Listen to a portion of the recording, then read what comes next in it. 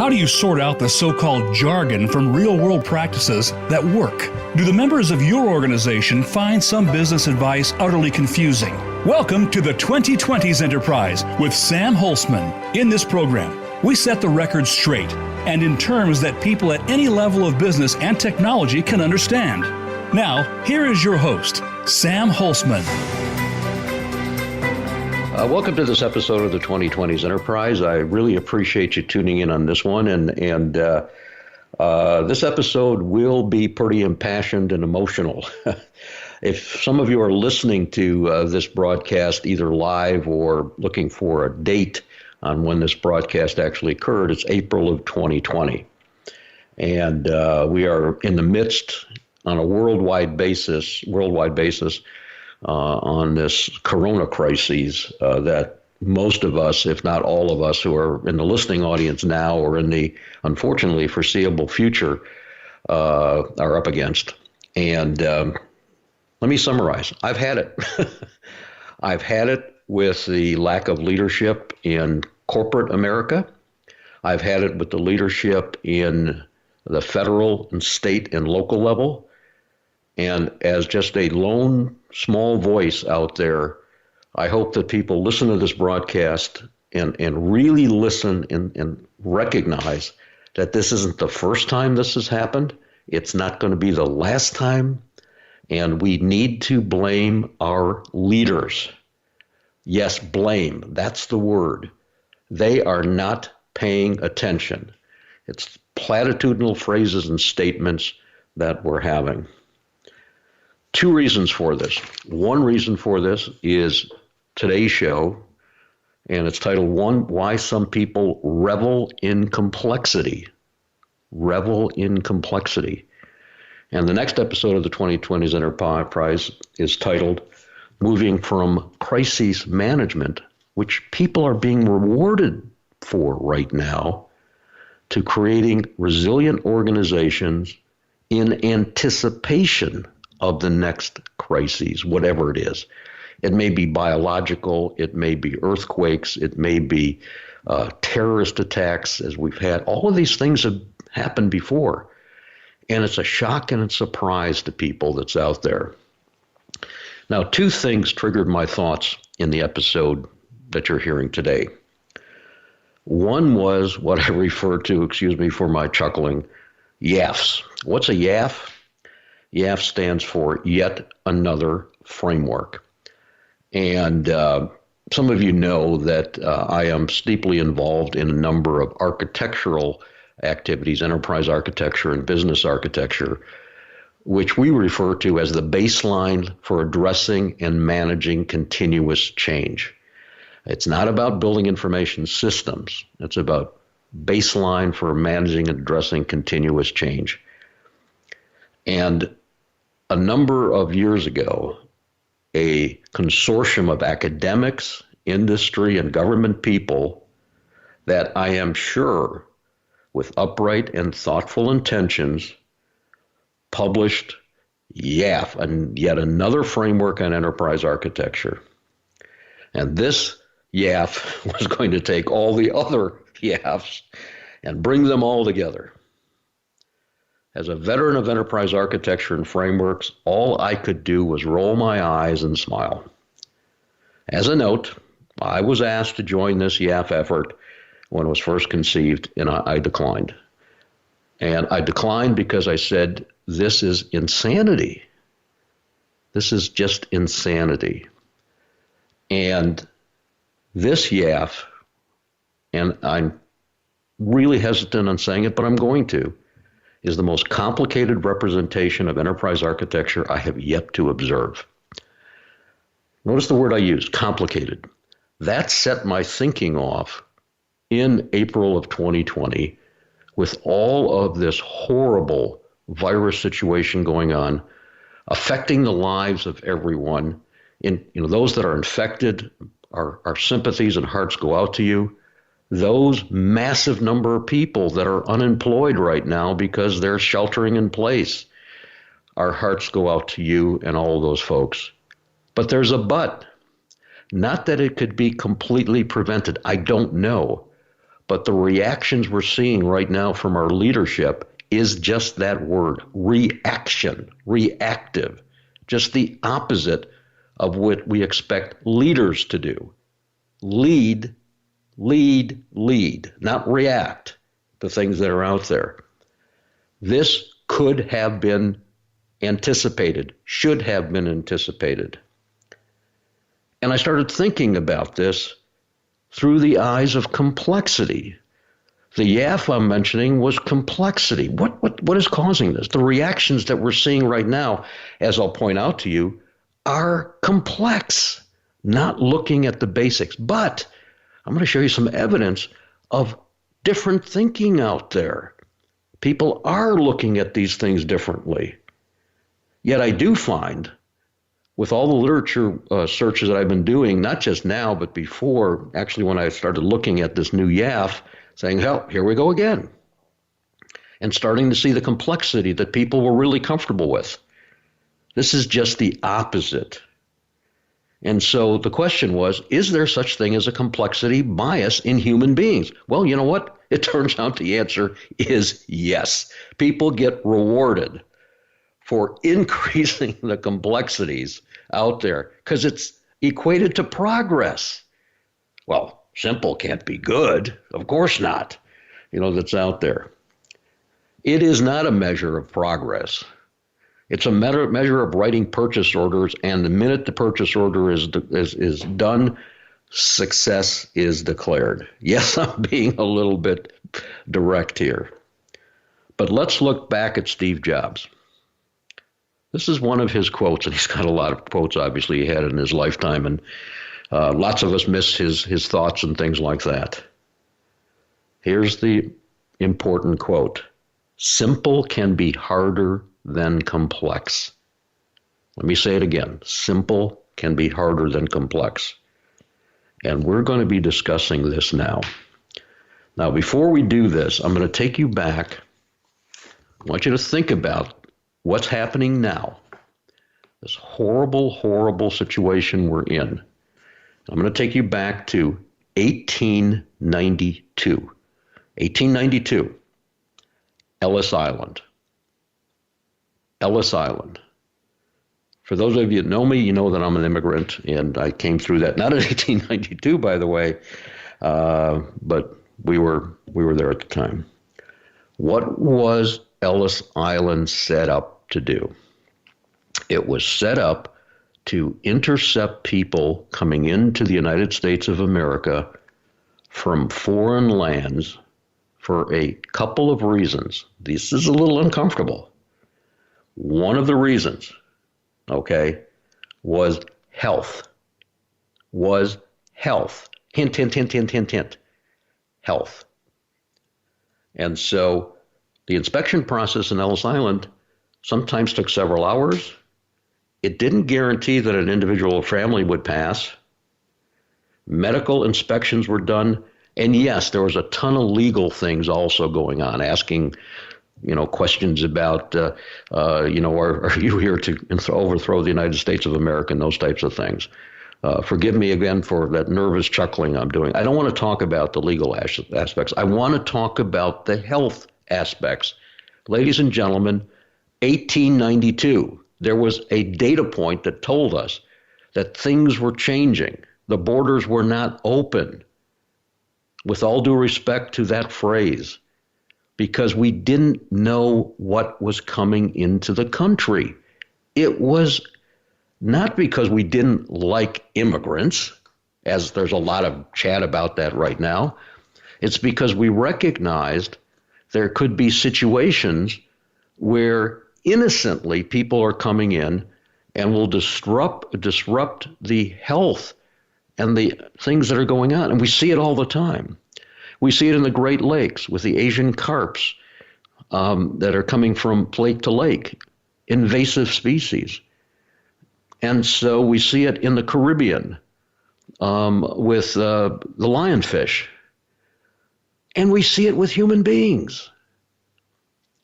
It's not evil intent. It's the recognition in the 2020s that we're in that human movement is now different than it was years ago. People can hop on an airplane. There's a higher middle class that's out there all over the world. These people travel. They want to see things. All these actions that you and I are talking about. And with that can come issues. That's really what this episode is about, is recognizing that what we're talking about here is the movement of people unrestricted from location to location that can inadvertently bring things into this country and cause major disruptions. Now, it's fascinating to me that at airports, the reactionary approach years ago to terrorism was in the Transportation Security Administration. Security. And security was defined in a certain way. Well, perhaps the TSA needs to be Health and Security Agency. The health of people are having even a greater effect on the populace compared to those horrible terrorist situations that we had. Think about it once again. It was amazing. It was absolutely amazing, the situation that we had before. And so when you start looking at these things, unfortunately, you start recognizing that the new environment that you and I are in, this new environment that you and I are in, has to do with the movement of people freely, which is great, but on the other hand, is causing us some great concern. So in the late 1800s, 1900s, when Ellis Island was established, you had these checks that were going on to make sure that the people coming into this country were at some level of healthiness that would translate into this country and others. By the way, the borders doesn't matter where, because the movement of people brought with it great things and unfortunately brought sometimes nasty things with it. And you had essentially inspections going on of people, you want to call them medical exams, whatever you want to cause it, for various reasons. And you had various physicians and doctors and people like that were looking at all of this, once again, because of these types of diseases, that were going on. And you had sometimes horrible situations that people had to deal with. A family and 2 or 3 children. One of the children could have been sick. What do? You separate them from your families. Any of these things sounding familiar to you that's going on today? How do you address these things? Well, sometimes things were a little less comfortable in those days because of some of the things that were going on. And as people were walking in, the technology of the day was chalk.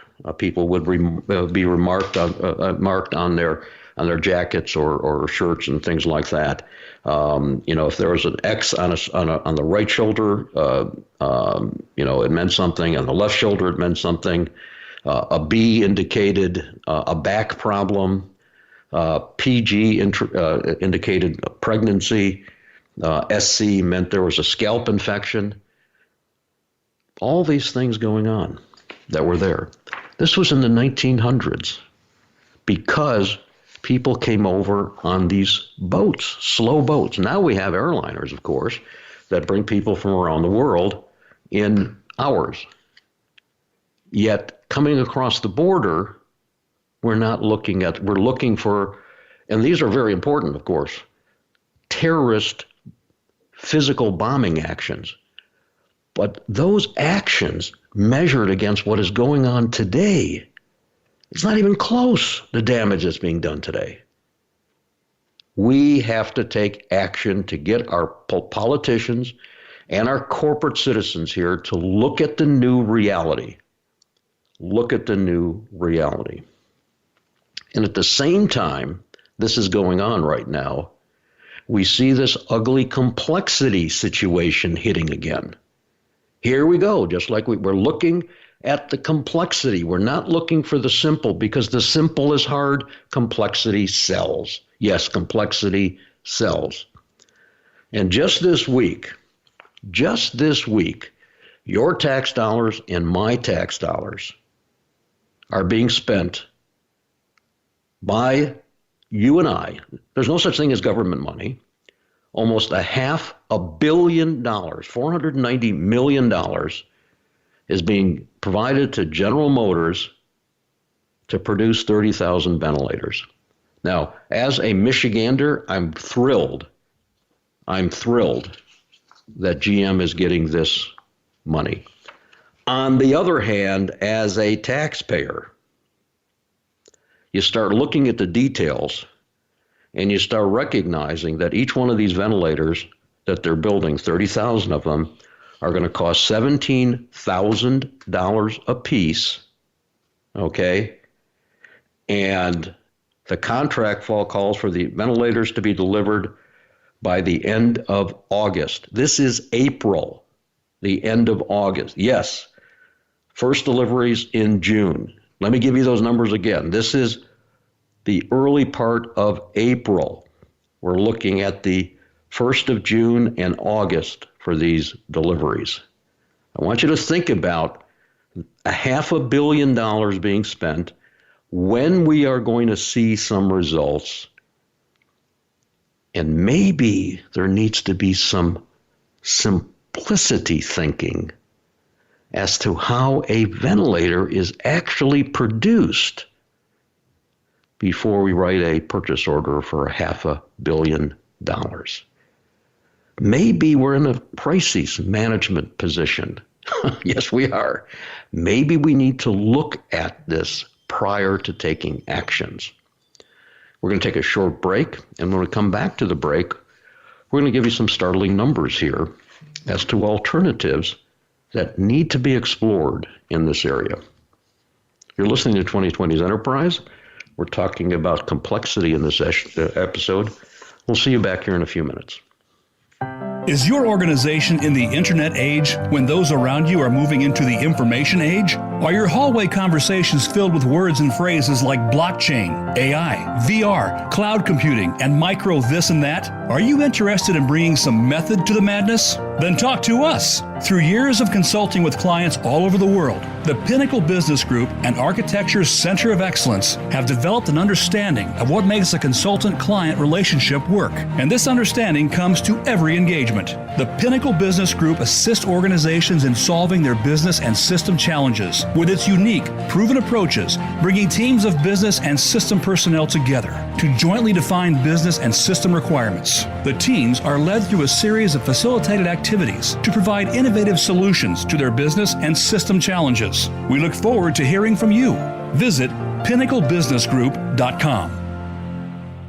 Based on over 30 years of real-world experience, the Business Architecture Center of Excellence 4-day certification workshops in business architecture will guide you beyond theory and into actual implementation. If you are looking to develop a baseline for business agility through goal-aligned, prioritized capabilities, we will help you get there. You will leave our workshop with real tools, processes, techniques, and most importantly, true hands-on business architecture project practice. For dates, locations, and more, visit bacoe.org. Are you frustrated with your business strategy, mission, or enterprise architecture efforts? If so, the book, Reaching the Pinnacle, A Methodology of Business Understanding, Technology Planning, and Change by leading enterprise architect practitioner Sam Holcman brings a method to the marketing madness that surrounds the enablement of business and mission strategy and enterprise architecture. This helpful, no-nonsense book sheds light on this poorly understood topic. It helps business executives and technology professionals build an enterprise architecture appropriate to their organizational needs, enabling their business and mission strategy. Enterprise architecture is the rethinking of how business and mission planning and information technology can support each other to achieve its strategic and mission objectives through the development of a series of project initiatives and agile models. Reaching the Pinnacle is available at Amazon.com. Virtual Business Architecture Services from the Business Architecture Center of Excellence will provide you with the expertise of our consulting services remotely so you can achieve your goals quickly, efficiently, and economically. Using our business architecture methodology, complemented by our full BACOE practitioner support, we will help you achieve the same great results without any travel at a reduced cost. Please visit bacoe.org/virtual-BA for more information.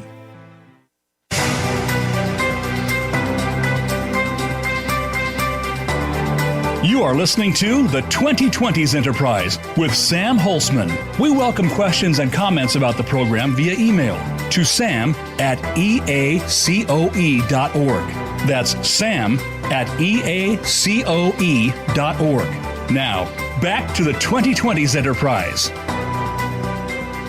Welcome back to the 2020s Enterprise. Today's topic is about complexity, unfortunately, and the examples I'm using are the horrible situation the world is in when it comes to the coronavirus, and the complexity thinking that is just pervasive in our society today at all levels. And I'm going to give you a couple of examples here of different thinking that's addressing this.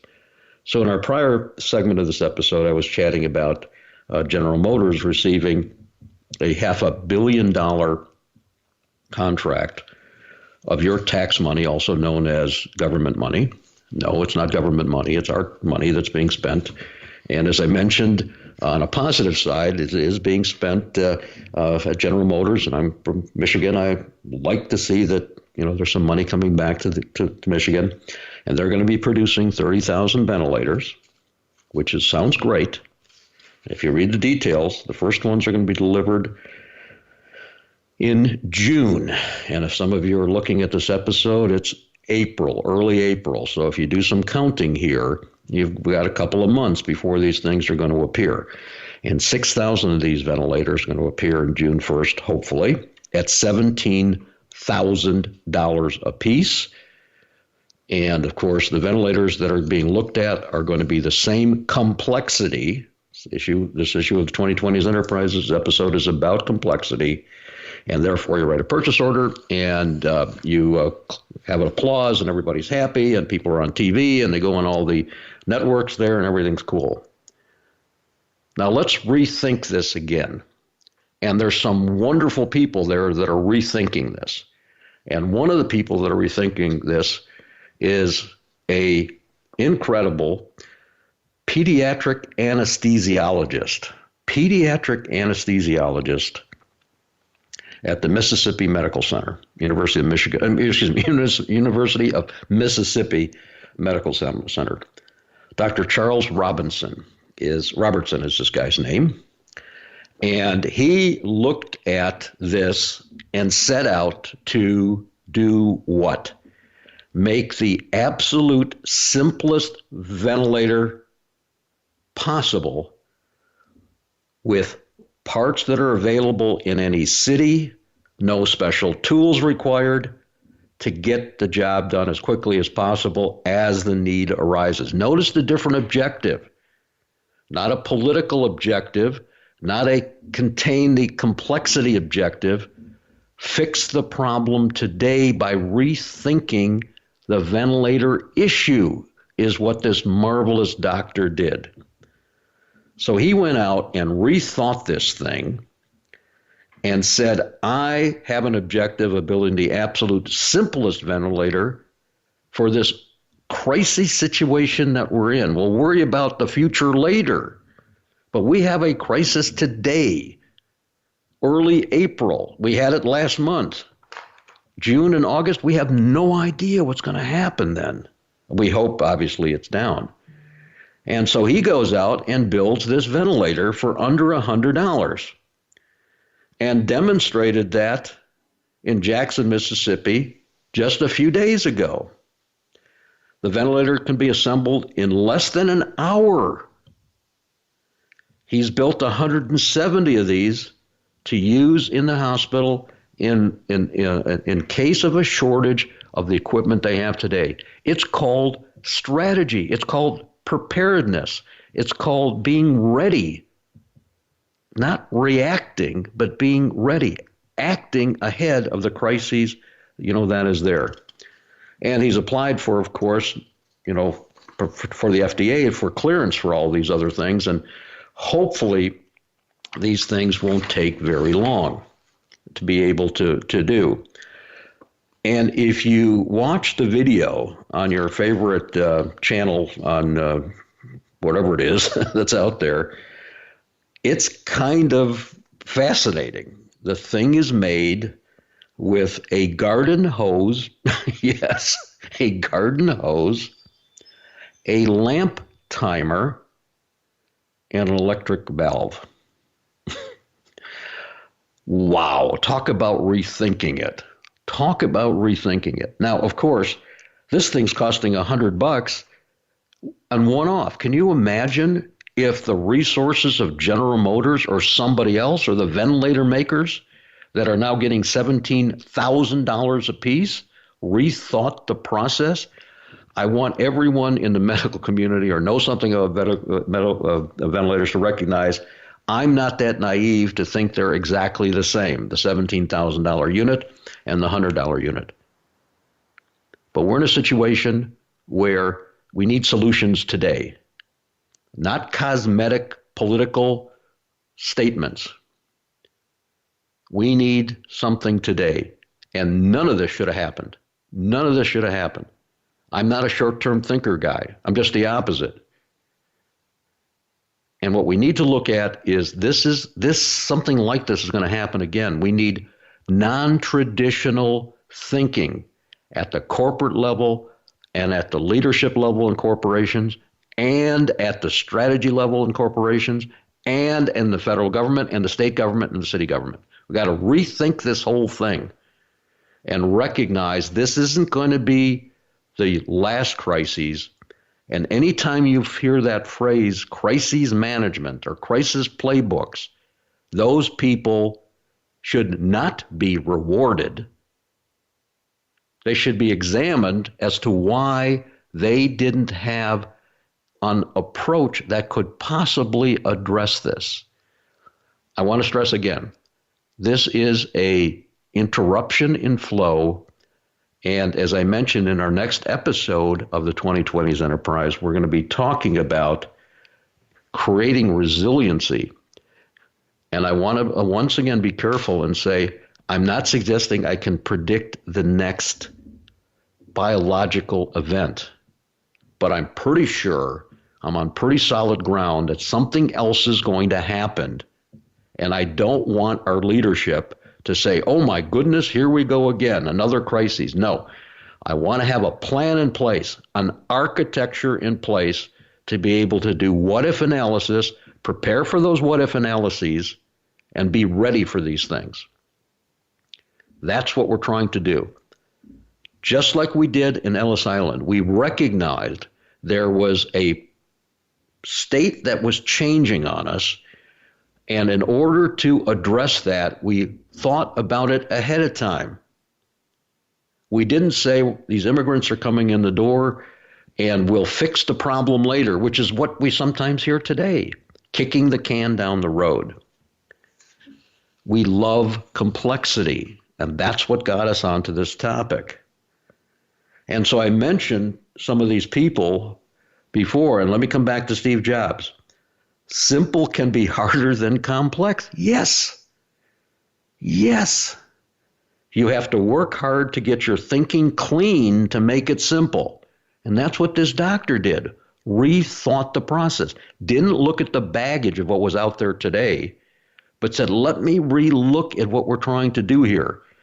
And let me simplify. We're trying to put oxygen, air into people's lungs when they're having trouble breathing. I know I'm oversimplifying it. Forgive me, medical professionals that are out there. That's what we're trying to do. Let's rethink that. That's what we're trying to do. We have an emergency situation. Let's rethink this thing. But as Mr. Jobs went on to say, but it's worth it in the end because once you get there, you can move mountains. Wow. Wow. Now, this concept of complexity has been around for a long time. And there's been these people every once in a while that pop out of the woodwork that start recognizing this. How about Leonardo da Vinci? Okay. A famous quote, simplicity is the ultimate sophistication. But yet in our society today, complexity is what sells. But it's really hard to do things simple, that's there. How about Confucius? He wasn't confusing. He said life is really simple, but we insist on making it complex and complicated. That's out there. Marketers, and some of you know my background. I have an MBA in marketing, in business, with a specialty in marketing. Marketers make frequent use of complexity bias. They know that. If it looks too simple, you ain't going to pay for it. That's out there. And that's another reason why this YAF is making some progress, that's there. And you start looking at these things, and once again, you get these how do I put it, head nods. Edgar Dijkstra. Simplicity is a great virtue, but it requires hard work to achieve it and education to appreciate it. And to make matters worse, complexity sells better. So those with simple solutions are poo-pooed. Well, that can't possibly work. You get all those naysayers, the human condition that's out there. Okay? And we see this in technology. And every once in a while, we see somebody changing the equation, if I can use that phrase, that's out there, like this doctor. But again, I'm taking you back in history on purpose as to what is going on. Now, Charlie Munger, another quote from him, where you have complexity, by nature, you can have fraud and mistake. Okay? And that's, of course, what we're seeing in some of these horrible instantaneous cures that are out there. And people being, fooled by these things because they're reading it on the internet. Well, as we all know, the internet has no vetting at all. It's there with all due respect to the people that are running this thing. And they can't possibly keep up. And I don't care how much AI or BI or CI or MI, artificial intelligence, machine learning that's out there. People are much smarter, and they're going to get around these things. And that's why the hackers keep winning, that's out there. And so in any complex system, being it a morning routine that you have, a business, a military campaign, complexity is difficult to manage. Addressing one of the constituent parts inevitably affects another one, and unintended and unexpected consequences are likely to occur because of this. And so once again, we start looking at this. Well, why? And again, it is essentially something that is, we like it. We like to be able to look, and some people say that's also part of the concept of conspiracy theories. It's the complexity that is fascinating with. Conspiracy theories are the ultimate symptom of our desire to find complexity in the real world. Once again, it's another disease when you think about it. And one of my favorite examples, I really love the Beatles. If you think back, remember Paul McCartney is dead conspiracy theory in the 60s. A substantial number of people believe that Paul McCartney died in a car crash and he's replaced by a lookalike. Okay. Conspiracy theorists declared the Beatles wanted their most loyal fans to know this so they could hide the clues. So they hid songs and clues in songs and on album covers. And of course, the famous album was the Abbey Road album, was particularly illustrative of this desire to spot complexity in randomness and chaos. He says, we're going to find it. People saw, hey, there's a police car that's parked in the background. Okay, and how much the officers helped cover up the crash. Thank you guys for not announcing this, this type of thing. The car's license plate read LMW28IF, LMW28IF. Everybody said, well, it's natural. Paul McCartney was 28 years old if he had lived. By the way, during that time, he was actually 27, but doesn't matter. And to Linda McCartney, Linda McCartney, he didn't even meet her yet at that time. It doesn't matter. It doesn't matter. We're putting these complex things together because there's something behind it.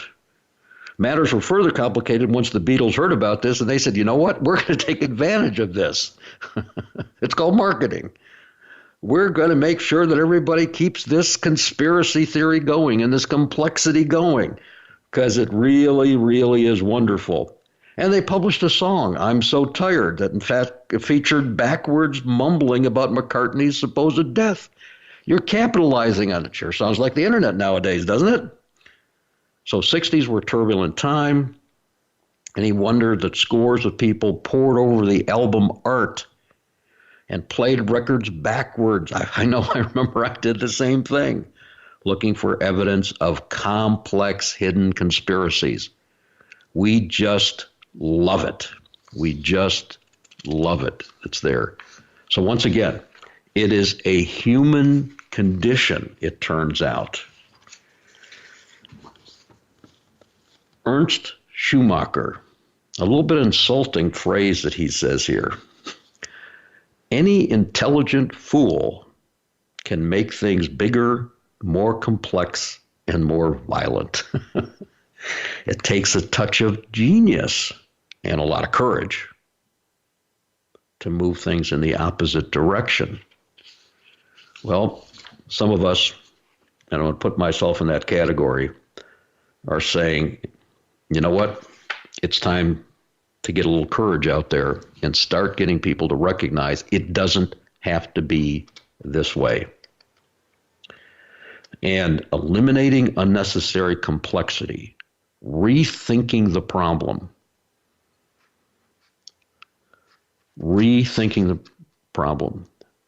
not saying ready, fire, aim. There's a lot of phrases that you know out there. Ready, fire, aim, ready, fire, aim, ready, fire. Let's try this, let's throw it up against the wall. You hear all these phrases all the time. Let us rethink this and look at the fundamental areas. And it's not just problem identification, it's opportunity identification that's there. So we're going to take another quick break, and we're going to close out this episode with talking about, well, what can we do? What can we do? Thanks for listening. We'll see you back here in just a few minutes. Is your organization in the internet age when those around you are moving into the information age? Are your hallway conversations filled with words and phrases like blockchain, AI, VR, cloud computing, and micro this and that? Are you interested in bringing some method to the madness? Then talk to us. Through years of consulting with clients all over the world, the Pinnacle Business Group and Architecture's Center of Excellence have developed an understanding of what makes a consultant-client relationship work. And this understanding comes to every engagement.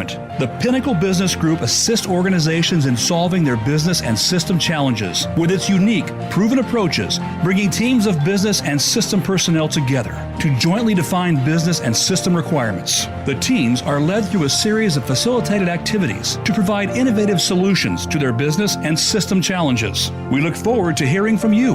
Visit pinnaclebusinessgroup.com.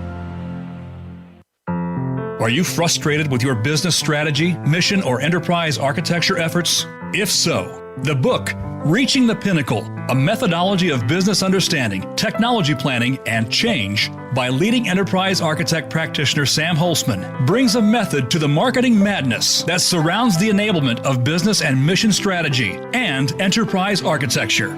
This helpful, no-nonsense book sheds light on this poorly understood topic. It helps business executives and technology professionals build an enterprise architecture appropriate to their organizational needs, enabling their business and mission strategy.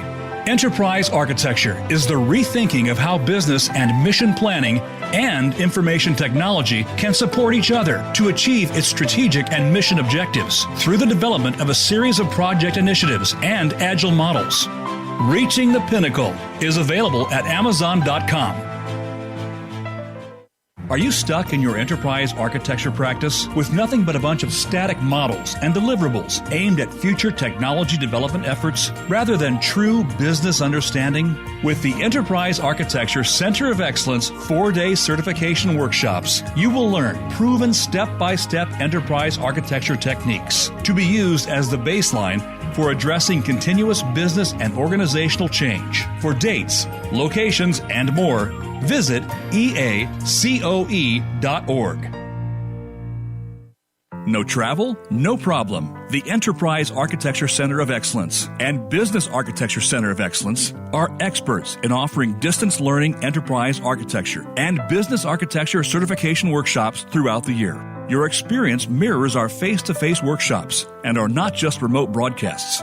You will collaborate in teams across the world, just as though you were across the table. For dates and registration, visit eacoe.org and bacoe.org.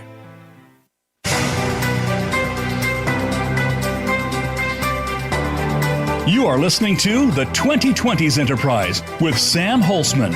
We welcome questions and comments about the program via email to sam@eacoe.org. That's sam@eacoe.org. Now, back to the 2020s Enterprise.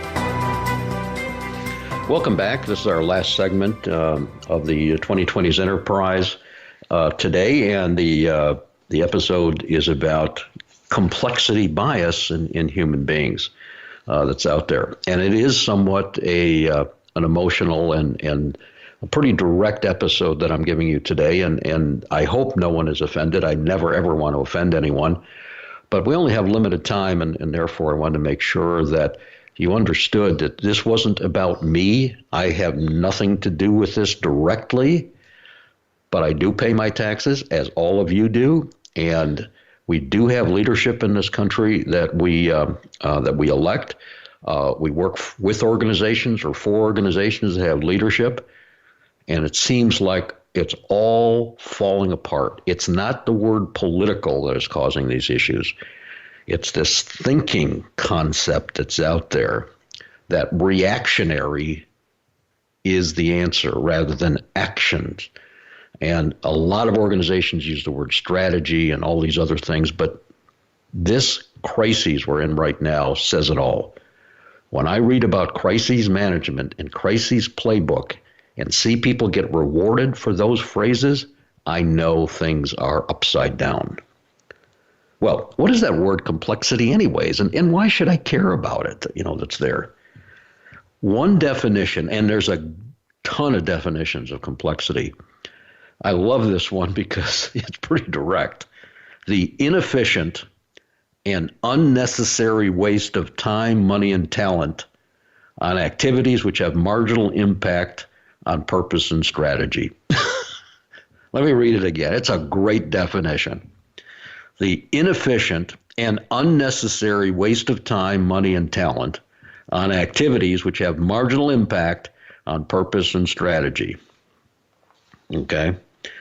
And what you want is just the opposite. You want optimal deployment of time, money, and talent for those activities which create the most value in achieving purpose and driving strategy.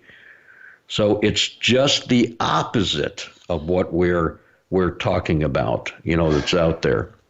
And if we look a little further, this one is really kind of nerve-wracking. But, when I started, again, a while back looking at this whole idea of why people are looking at making things more complex, whatever your field is there, and not everybody, again, but a high majority of people, because people look and say, well, this guy just got, paid for doing this, and he's, he's on top of the mountain here for putting this crises management playbook together. I'm trying to prevent crises. I remember when I was first starting out in technology, and I looked at shock and amazement at people who were rewarded and had medals hung on them because they were coming into the office on weekends to fix their own computer software coding errors. I said, well, this is upside down. The people should be rewarded are the ones that never have to come in on the weekends. What is going on? And that is just one example of the upside down nature of things, that are out there. Yet it keeps going. Well, maybe, hopefully, this crisis has such an impact on us that somebody will sit back and say, let's look at this thing and look at what we can do to prepare for the next eventual perturbation or disturbance in the activities that we have. I didn't say prevent. I said, get ready. There will be another earthquake. There will be another tsunami. There will be another virus that's out there. There will, unfortunately, be, maybe not in this country, hopefully never in this country, another terrorist attack. The internet will go down. The internet will be hacked. These are things that will happen. I can almost guarantee them. I may not be able to prevent them. I'd love to, but I should prepare for them. And shame on us as leaders, political and corporate, for not recognizing we need to be ready for the next one and have something in inventory, so to speak, to be able to do that. But people introduce this complexity for actually no reason at all other than what we have discovered and other researchers have discovered, because they're insecure about their ideas and abilities. It's an insecurity. And if some of you are familiar with Maslow's hierarchies of needs, which I'm not going to go through in detail in this episode, you know what I'm talking about. Simplicity is hard. It requires energy, brain power, and courage. Energy, brain power, and courage to go against the herd mentality that's out there. You have a group of people sitting down doing something. Everybody wants to see their input in the end product, service, or result, whatever it is. And the phrase that is damaging to no end is, can you live with this? And as long as people see their little world in that solution or whatever it is, the answer is yes. I never want to use that phrase in my life. I can't live with it. It's either the best thing we can produce as a group, and we're going to, if I can use the phrase, debate this out and look at it and then produce it. Can you live with it? That's that compromise that's out there. And that leads into complexity. Bodies of knowledge are very different than methodologies and recipes, so to speak. And that's where some of the complexity comes from. A book of knowledge that's out there doesn't tell you how to make a chocolate cake. A recipe teaches you how to make a chocolate cake. It's out there. And so an encyclopedia, a knowledge base, is very, very different. It's what people draw from, unfortunately. And some say the more stuff I use, by definition, the better off it needs to be. So I'm going to put 57 different ingredients in there. And it's got to be better because there's 57 ingredients. Oh, you're only using 4? Oh, geez. You're only using 4? It can't be any good. I got 57 things in there. And whether it's a frame of reference for architecture or whether it's solutions to respirator issues that are out there, it's that same thinking. More is better. More is better. So once again, we start at the end game. Let's look at this respirator issue. Simplicity. What is the objective? And again, forgive me if I'm making this too simple for the medical community. That's not my expertise. I'm looking at it as an analyst. We need to get oxygen in people's lungs. That's the end game. Not to produce respirators. Notice how different that is. My objective is not to produce respirators. My objective is to get oxygen, air into people's lungs. Very different end objective. President Kennedy, our objective is to put a man on the moon by the end of the decade and get them back again. Pretty clear. It wasn't to build a rocket or a spaceship or whatever it is. Notice how different the end objective. That's the thinking the leadership in this country and the leadership in enterprises and corporations have to think about. What's the end game? The end game isn't building a new human resource management system. This is the backwards thinking, and we see it every day. And that's why $500 million is being spent on a product. It's going to be good, by the way. Don't get me wrong. It's going to be great. But maybe we can look at this thing a little differently. It's looking at simplicity as a virtue, as a value, and starting off with what's the end objective, and then looking back at what would be the possible best solution. And within that, there are various parameters. The best solution today may be different than a long-term solution that's out there. So coming back to these respirators, they're obviously going to be, quote, better, whatever the word better means. Maybe more flexible, more agile. I'm not sure. I don't know that much about these. But that may be ready for the next crises, whatever that is. And so looking at the end game, building a product is a means to an end, not an end in and of itself. But as I said, directly, and unfortunately pretty directly, success is declared when a purchase order is written. No, success is declared when whatever the end result was is actually being achieved. Now, we're going to have some interim results here that we're looking at. And so the concentration of this episode of the 2020s Enterprise is getting, hopefully, people to recognize that we have to look at this concept of complexity when it comes to what we're doing, especially today, and start breaking it down. And there's a few people out there that are recognizing that things are and can be different. And so what we have to recognize is that we are going against human tradition of desiring complexity, especially when it comes into groups. It's that groupthink that is going on. Not all groupthink is bad, but a lot of it is because of this compromise approach. When you have 20 people sitting around the table, everyone's voice and content is looked at and agreed to so that everyone comes up with the phrase, can you live with this? The answer is yes. Very different. So what's exciting to me with this horrible situation that we're in is the opportunity to rethink this concept, not just in the crises we're in right now, but to recognize there will be another one and another one and another one, and turn the crisis into an opportunity for change.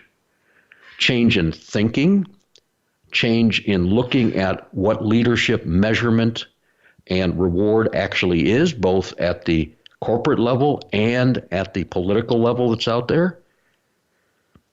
And looking at this as an opportunity to rethink this whole concept.